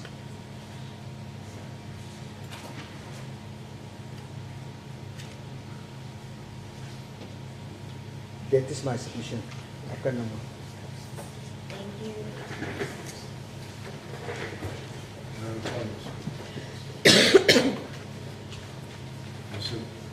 I don't mean to be condescending. I did express an apology because I didn't ever intend to comment about or disturb the prosecutor. But to worship this response defies logic. Let's start off with the title, if I may, with those are the clearest examples. For an advocate, former magistrate, and I don't mean to become personal, to tell this court that the correct procedure, when you feel prejudice, because there are sufficient safeguards in the Criminal Procedure Act, is to apply for a special entry. I challenge you, Your Worship, to show me where in the Criminal Procedure Act one can apply for special entry in the Magistrates Court. It doesn't exist. Special entry, if I may be certain correct, Worship, is in the sense of 316 to 318 of the Criminal Procedure Act and only applies in the High Court. There's no such thing in the Magistrates Court, and I personally challenge you in that report. To my mind, Worship, I've been practicing a few years and I've never ever heard of that.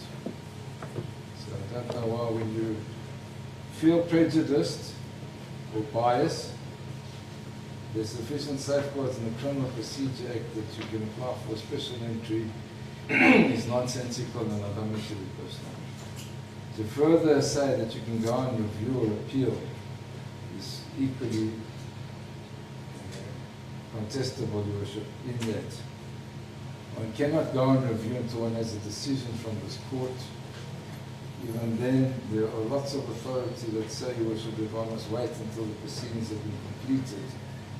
There's a tendency against going and reviewing part of litigation. There are instances where it has been allowed.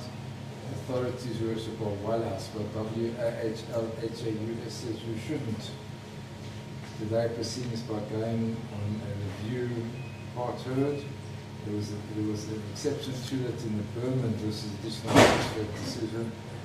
It was allowed. One has to make out the basis for doing so in part two proceedings. And when it comes to an appeal, Your Worship, one needs leave to appeal first from Your Worship on every aspect of the law. So I don't want to sound disrespectful, Your Worship, but I am, to say the least, astounded by his response in that report. Your Worship, the test remains sacrosanct in our law. It has been established straight. It's trite, it's there. There must be bias or reasonable apprehension of bias. The interest of justice is not a test to be applied. It's one of the factors that can be taken into account in applying the test. Additionally, Your Worship, I understood, and I still find it hard to actually believe, that he said that litigants shouldn't use legal questions. It's not advisable to them. The presiding officers may. Assume I've heard him correctly, otherwise he'd correct me. And I've never heard of anything more ludicrous, especially to somebody who refers to his personal experience in pupillage, because the art of cross-examination is the utilization of leading questions. The skill of examination in chief is that you're not allowed to use leading questions. We as defense counsel are obliged, and we'd be failing in our duties if we didn't ask leading questions, so I'd have to understand where this comes from. Worship, if one has regards to the spilled decision in Bennett and Porritt, it was very similar to that of Stretch there. It was litigants, involved litigants that were so to speak, employing a Stalingrad defense that in circumstances where the trial only began 15 years after the fact. They avoided court, they took chances getting sick, it's a matter of record. It doesn't have any application to our respect, Your Worship. And as a last-ditch attempt, they're called to accuse himself without setting out a proper basis for him to do so. If one also has regard, Your Worship, to the other decision that we quoted, the decision of State versus Damien Jebo, involving the chief, not the king, Your Worship. In that instance, Your Worship, at the paragraph referred to by my learned friend, the appeal court dealt with the questions that were asked by the judge in the instances and found that they weren't of an interfering nature.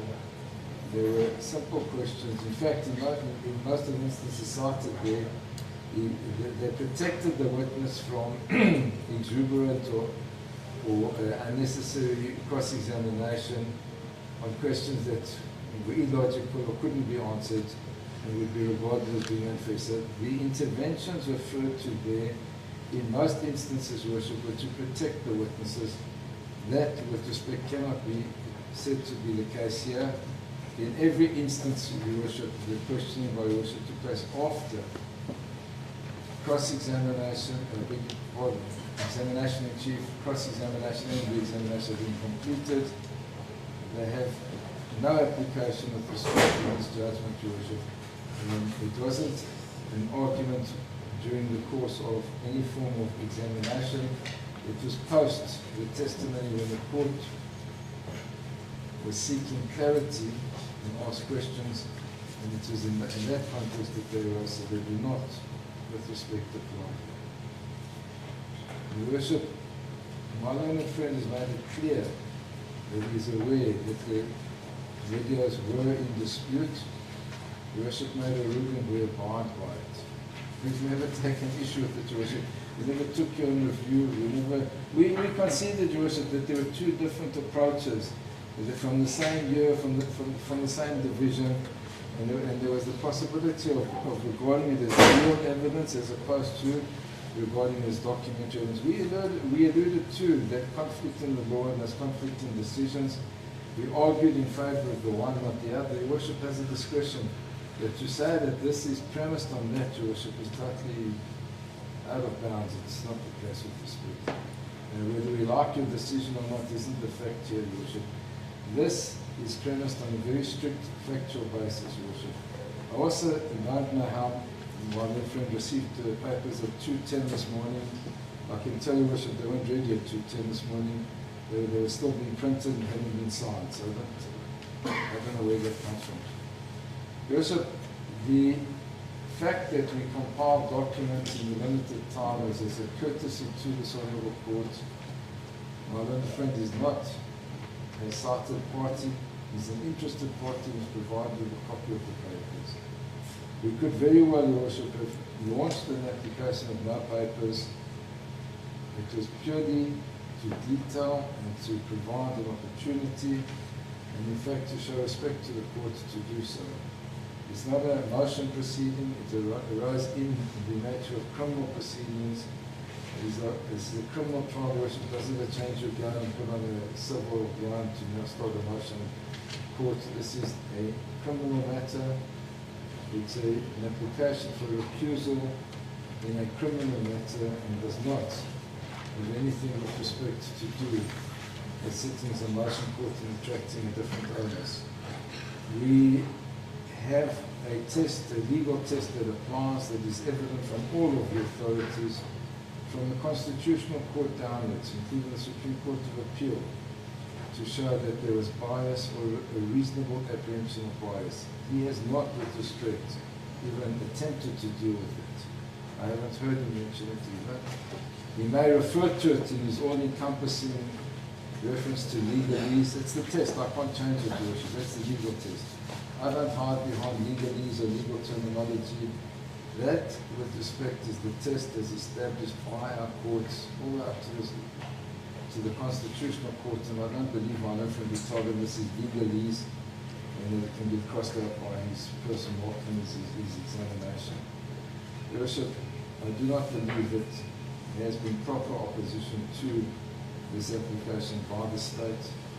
We stand by our application and we reiterate that the test, Your Worship, is simply no more than a reasonable apprehension of bias on the part of the accused. It was borne out with respect. Your Worship, with the factual examples given in the papers. No further addressing this, Your Worship, wishes to return any particulars.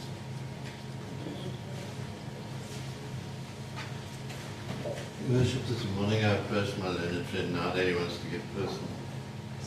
And I told him I didn't hear your first part this morning. now that he wants to get personal. I told him that because of various factors, including, I almost want to say this useless escapade, but I should. We sat in the dark for most of the night. We have, under severe circumstances, drafted this application. I told him this morning, I'm sorry, we're going to only give it to you now. Please indicate to us if you want more time to consider it.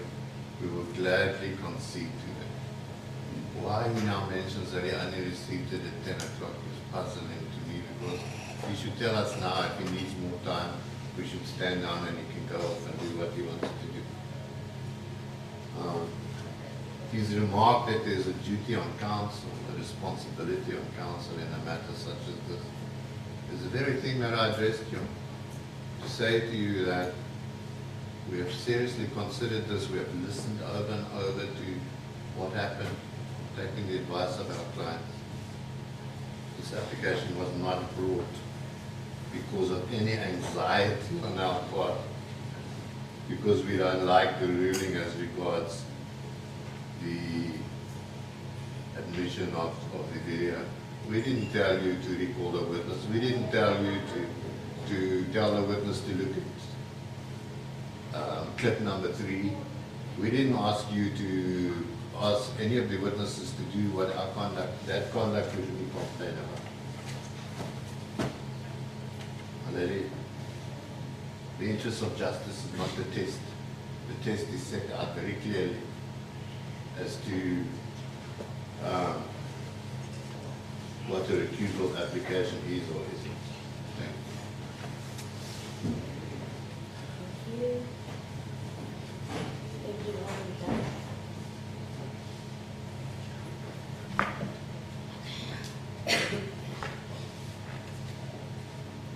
What we should decide on is the time for exemption for judgment or ruling on court.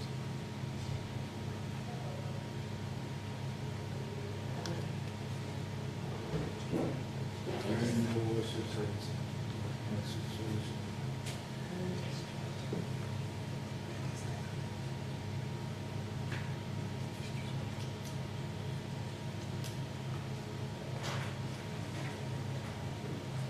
Since I'm aiming at responding to the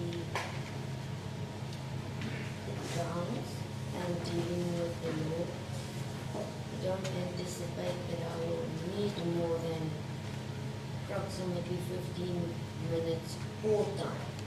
But I need preparation time. So,